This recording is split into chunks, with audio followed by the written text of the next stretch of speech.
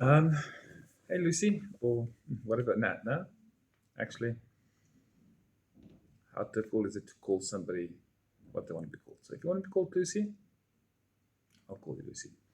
Um, doesn't look like many people are watching this, so I'll continue just for in case you ever, by chance, come across this, and then you'll see actually somebody did finish a book. Um, yeah. Okay. So last time we finished off with Mary walking back to a hostel in the middle of the night in a dodgy area of Marseille and being confronted by was four men. Okay. Chapter 1.3. Second to the right and straight until morning. Into that little letter thing again. Anastasia Papadopoulos, 65 Metropolis, Thessalonica 54622. Dear Jacqueline and Sophia, I think I've become a vampire. Sleeping all day and sitting in my room all night, writing poems about the couples I see outside my window. Thank you all for your kind words about my writing. I do pray that you are right and that the next publisher will think of me what you two do. I've been enjoying life lately, a lot more than when I was initially writing the book. I sent you both tiny bottles of sea sand in the envelope. I gathered it on a late night stroll on the beach and wished so much that you were here that I want to share some of it with you. Jacqueline, every time you tell us about one of your escapades, I'm shocked. I wish I was there. I wish I were that brave, that I had the audacity to look for those moments of unimaginable happiness that you keep stumbling onto. I think that has to be part of you that I love the most. I saw the photos you were talking about in the magazine this morning, and I agree with Sophia. Whoever thought it would be a good idea to dress you like a UFO needs to be fired. Sophia, I hope that Matteo practices long and hard because I desperately want to meet you all at Mont Blanc. I can definitely do next year Christmas. My family are going to Spain for the holidays, but I would be more than happy to cancel to see you too. Yours truly, Anastasia. He was younger than I thought. A teenager, 17, if that, blonde. He flashed a smile at me and said something in French. His friends surrounded me. Um, I don't understand French, I mumbled. I should scream. Would anyone come? Would it just make things worse? What do they want? One of the boy's friends said something. I caught the word cat, grabbed at his crotch. Fuck. I'm an American citizen, I said, as if it would shield me. I prayed it would shield me. The boy laughed in my face. No French? He spat. How much for fuck? He said words in French, rubbing his fingers together. Money, he asked. Sorry, I'm not a prostitute, I whispered, my voice fighting to come out. I could barely breathe. Was this how my story ends? The boy laughed. Please, I whispered. He laughed and pushed me back. I stumbled. Hands behind me pushed me forwards. I screamed. Someone slapped me, tossed me around like a rag doll. I was paralyzed. I couldn't think, couldn't move. They shoved me to the ground. They laughed. Excuse moi? A voice cut through their laughter. The voice went quiet. I could hear the street lights above me flicker. Pardon, monsieur, a voice said, their feet shuffling uncertainly around me. The silence hung in the air, threatening to consume them. All but the blond boy scattered, pelting down the road as if they'd seen a lion. The boy drew a knife and spat something at the new figure. The man chuckled and said something in French. I heard a nose crack and the blond boy crumpled beside me. I was still catching my breath. The other boys were already out of sight. Blood leaked from the blond boy's face where he lay. I scrambled away from him. Mademoiselle? The man offered me a hand. I stood shakily, wiping my face, my shock numbing me. The man was tall.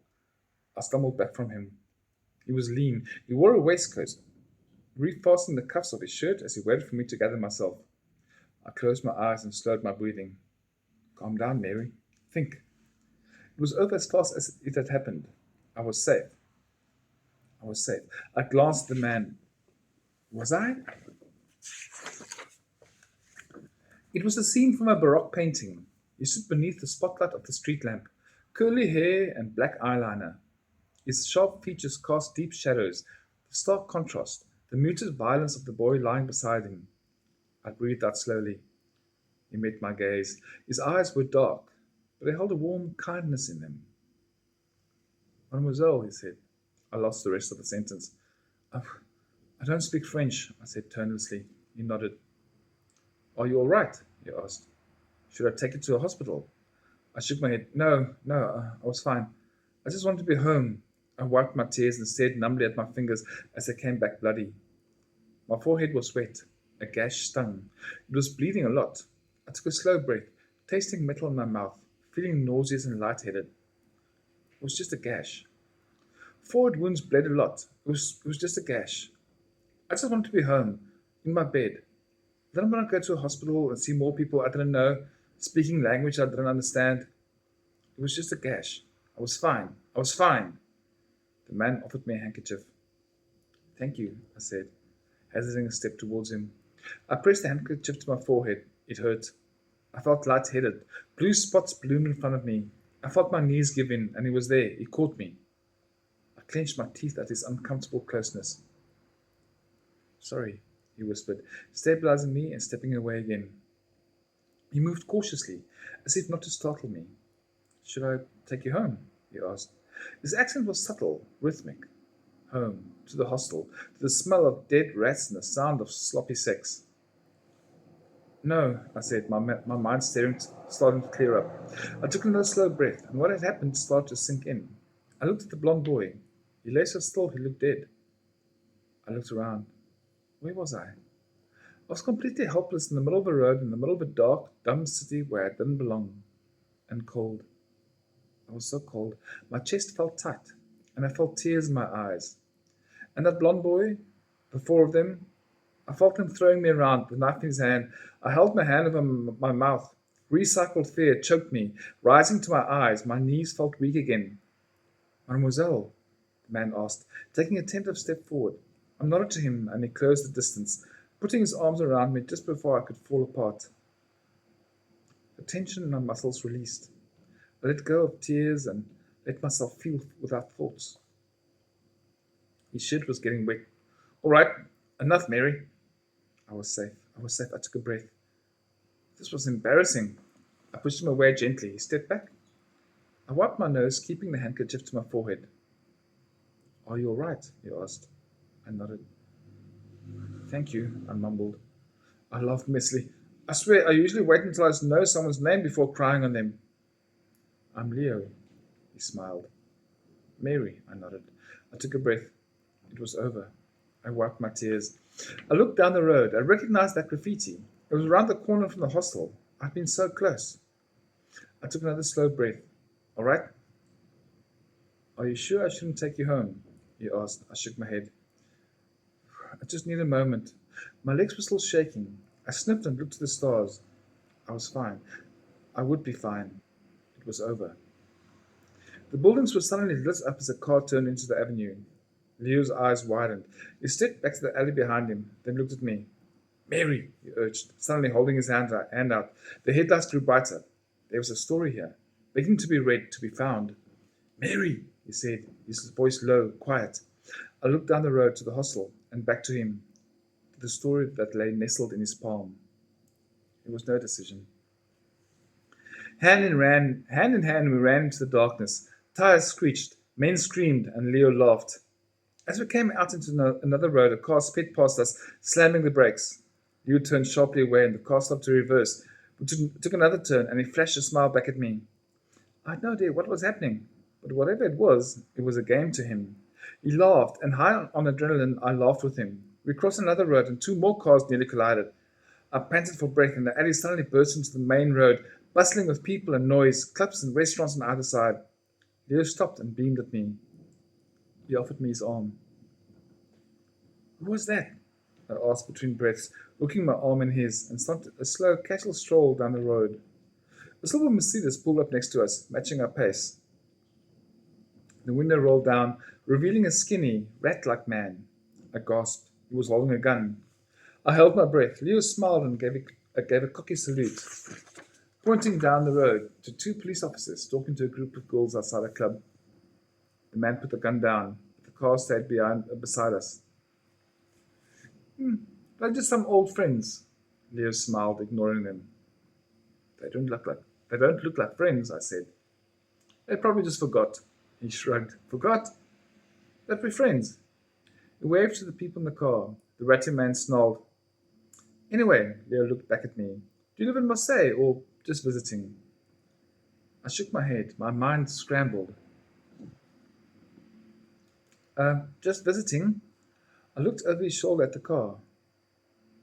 Are they angry because you beat up that boy? Oh no, they have nothing to do with those thugs. How long are you staying? He asked nonchalantly. I'm not sure yet, I said. I haven't really planned that far ahead. That's clever. Plans are for the unprepared. That makes no sense. Nothing that's really true ever does. He grinned like a madman. I'm sorry for getting you into all this. What's all this? I asked. Can't really tell you. Why not? He tapped his nose and raised an eyebrow slyly. Spoilers. Down here, he turned suddenly and we dashed into a club. The air throbbed with music. Blue lights strobed across the central dance floor, tiered balconies with dining tables and scantily clad waitresses carrying fancy food. Leo dragged me through the shoal of dancers to the bar, to a door, past the waitress and into the shining kitchen. Pans clanked and the chef screamed at someone in mispronounced French. The kitchen was packed, waitresses collecting food from a metal counter in the center, minimum wage dishwashers crowding the sinks at the edge of the room, the stoves at the back turning the entire kitchen into an oven. Leo? A young waitress carrying 2 plates of dumplings asked. Avie! Leo called out, beaming. Leo! A shocked smile spread over her face. She put down the plates and threw her arms around his neck. She stepped back with a flinch, putting her hand over a large plaster on her chest. Did you try the lavender oil? Leo asked. It helped, she nodded. How long does it take to heal? A couple of weeks, he frowned. Leo? The chef stepped up beside Avie. You're blocking the way. He spoke with an Irish accent and pulled us to the side. He was a woodchipper of a man, a foot taller than even Leo, bald, bearded, and intimidatingly friendly. He wore his muscles like smaller men wore ammunition belts. Theo, mon ami, Leo greeted. Who's this? He asked, gesturing to me. Ah, Leo turned. Avie, Theo, meet Mary. Nice to meet you, I smiled, shaking Theo's hand. Avie took my shoulders and kissed my cheeks. Oh, I startled. Thank you. You're so pale, Avie said. Like you've seen a ghost. Just, I chuckled. Whiplash. Things are going a bit fast. Don't they always? Avie smiled. No, they do not always go this fast. So, Leo, Theo sighed. Why are you here? Not going to like it, Leo hummed. I know, Theo said.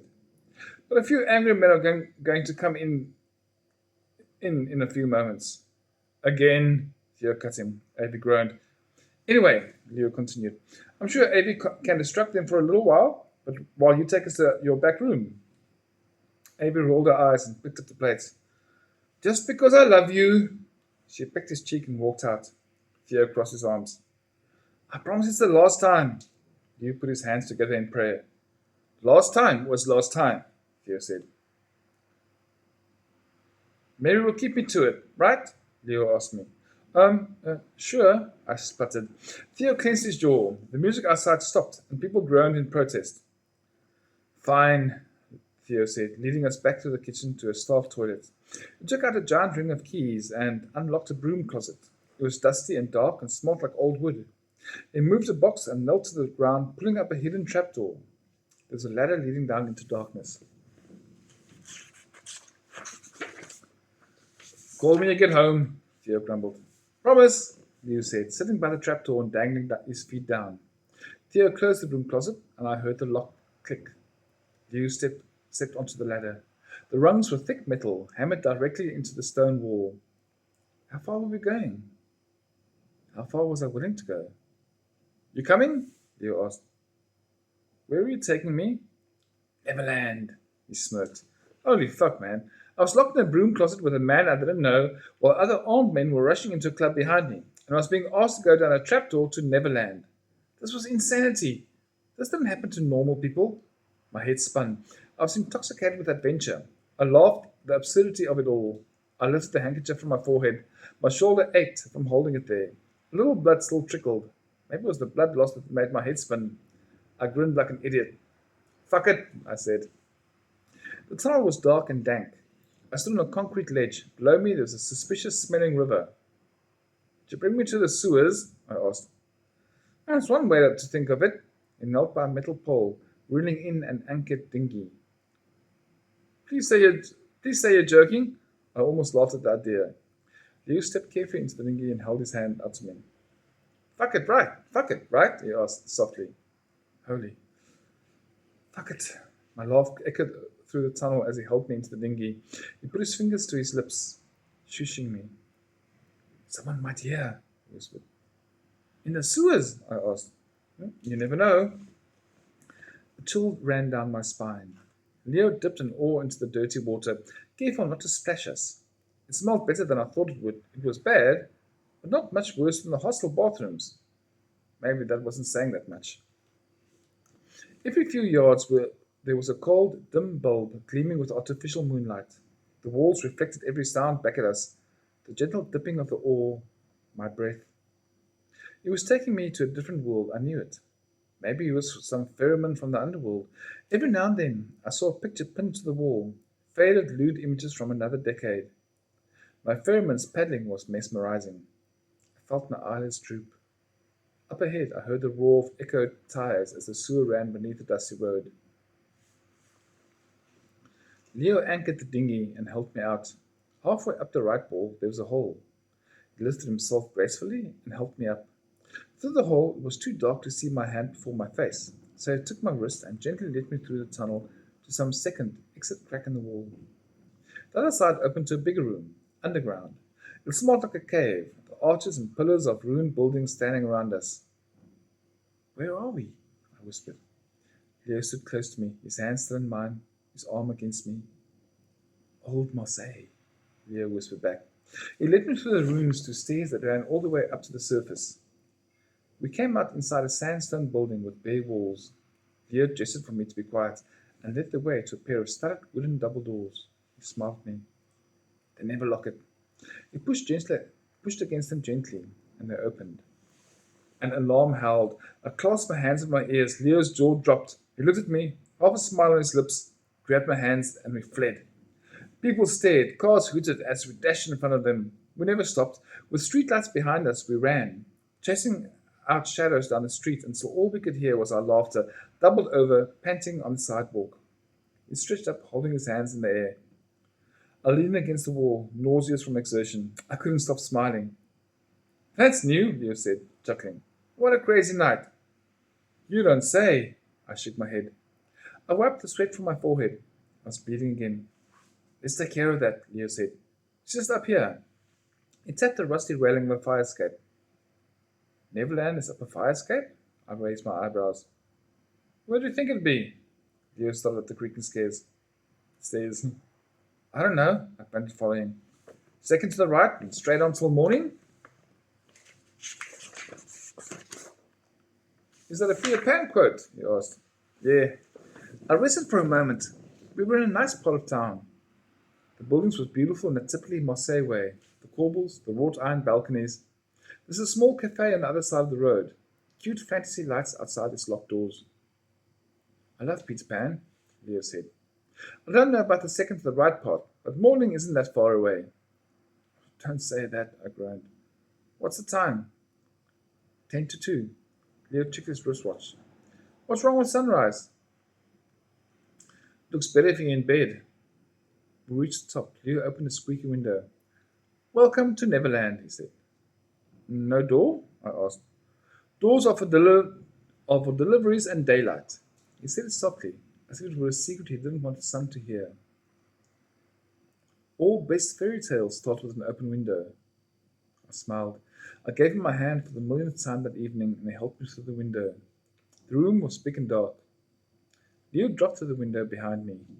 Besides, he clapped his hands together, the door was jammed. I laughed. He led me through the dark to a wooden chair and let me sit. In the faint moonlight, I saw him throw his waistcoat over a ragged couch and start lighting the candles. They covered the room. There were candles on the weathered dining table and on the cracked concrete counters. They hung from the cutlery rack beside the antique gas stove and around the double bed against the far wall. Don't the lights work? I asked. They never finished the wiring. Leo pointed up to the wires that hung from the ceiling. The entire apartment was half made. Rubble lying here and there from walls that were broken down. The doors were more than jammed, they were completely boarded up. The room was giant, probably taking up the whole floor. The half-built walls might even have been intended to separate different apartments. Against the debris of one of these walls, I could see dozens of canvases, peeking color through the white sheets that had been draped over them. Soon the room shimmered with warm light of 1,000 candles. Leo came to me with a metal bowl filled with water and a damp white cloth. He knelt on one knee in front of me and rolled up his sleeves. The candlelight played on his face like a dancing dusk, pulling at his eyelashes and prancing on his cheekbones. He dipped the cloth in the water and raised it. "Can I?" he asked. I nodded. He leaned forward, bringing his face towards mine, softly cleaning my forehead. He was gentle, running the cloth in soft circles around the wound, dipping it in the water every now and then to wash off the blood. His eyebrows knotted together in concentration. It turned out his dark eyes weren't all that dark at all. They flared hazel around the edges, almost seeming on fire in the flickering candlelight. He dipped the cloth in the bowl. I followed the light where it led, over his eyes and past the suggestion of eyeliner, over his smooth cheeks and sharp jaw, down the side of his neck, down to the hollow before his collarbone. He shifted closer as he started on the inside of the wound. He absent-mindedly leaned with his hand on my thigh. I felt his warm breath on my cheek. The soap stung. I bit my tongue. "Is it okay?" he asked. "Yes," I whispered breathlessly. He leaned back, taking his hand off my thigh and wringing out the cloth. I blinked. Remembering where I was, I tore my eyes from him.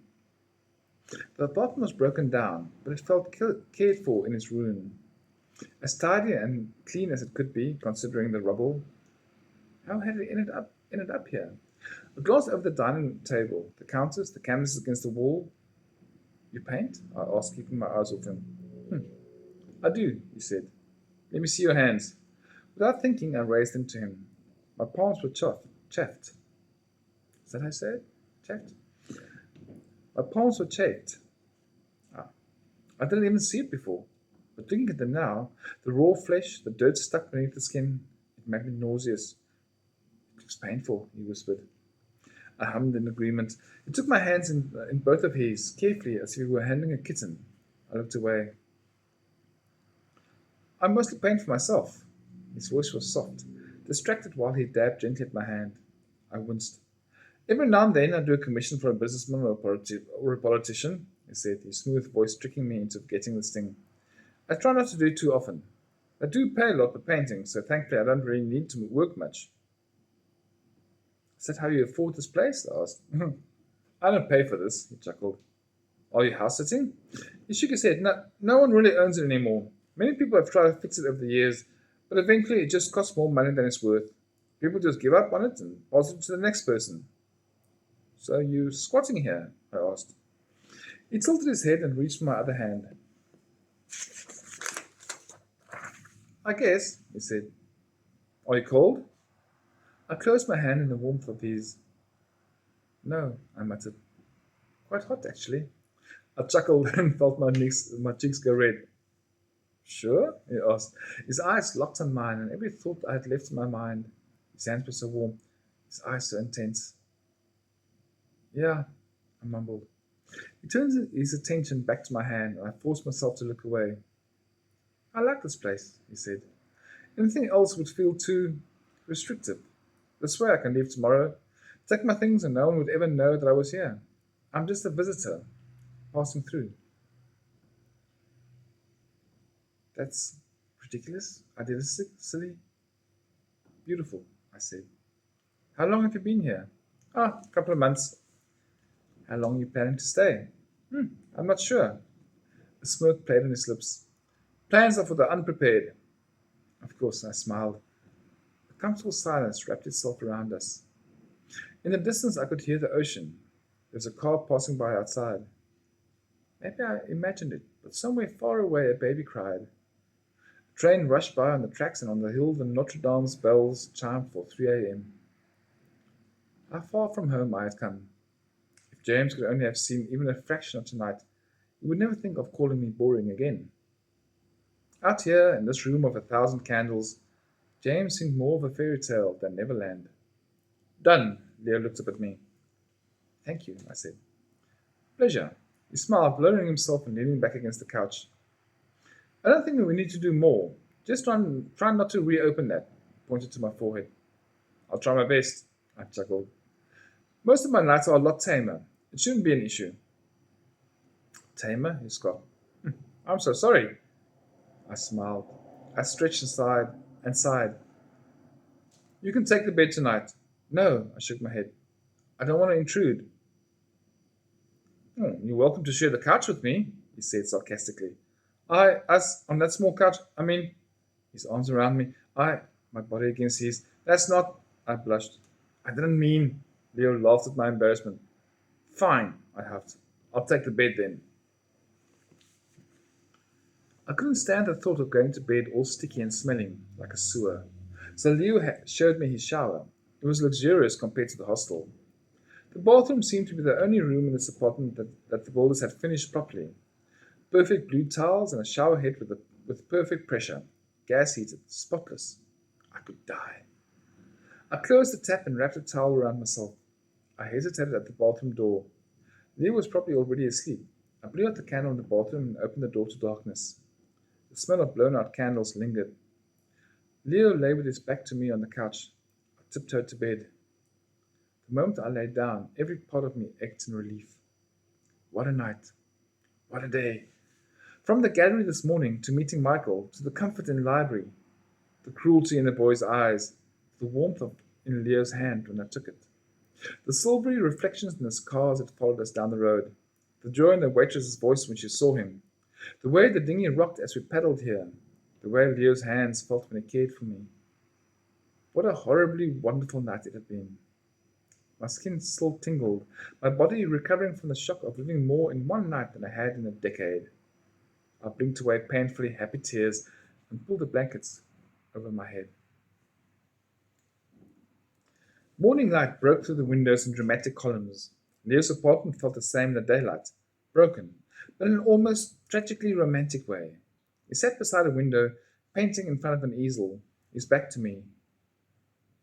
I pulled the blankets around me and sat up. There couldn't be a more perfect way to wake up. I looked out to the Notre Dame and stretched. I glanced at the bathroom and realized dawn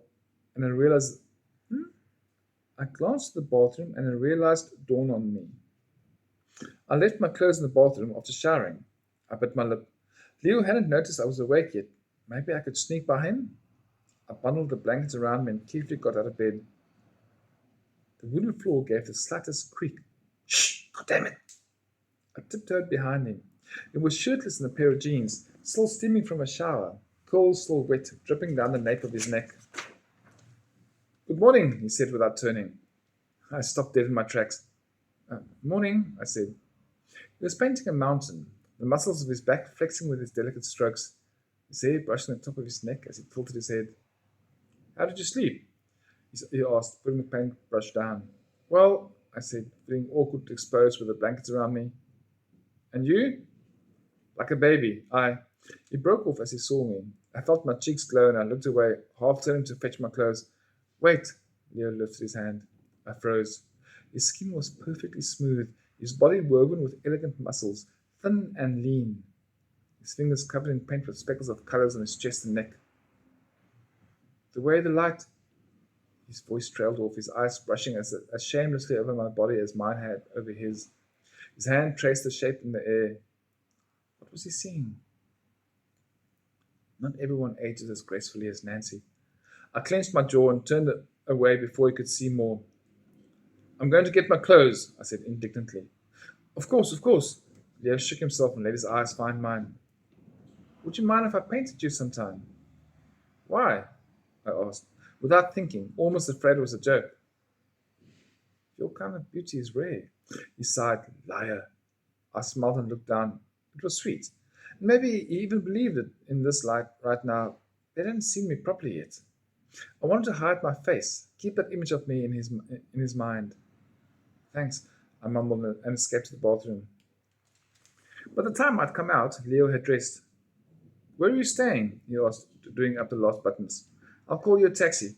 I don't want this day to end. I don't want to go back to the hostel, to being normal, to being me. I gave him the address of the hostel. Where are you going? I asked. A client. He was in a rush. Oh. He opened the window. I climbed through onto the fire escape. I closed the window and he turned to me. I looked over his features again. There was so much more to the story, wasn't there? My eyes dropped to his lips. I couldn't leave the story unread. I want to see you again, Mary, he said. I looked back to his eyes. What are you doing tomorrow night? Nothing? Meet me. 34 Rue Saint-Beryl. I think it's so. Sunset. Tomorrow? A cab hooted. Yes, he turned. Don't forget. It dashed down the fire escape. I won't, I called after him. Tomorrow, I smiled. Tomorrow.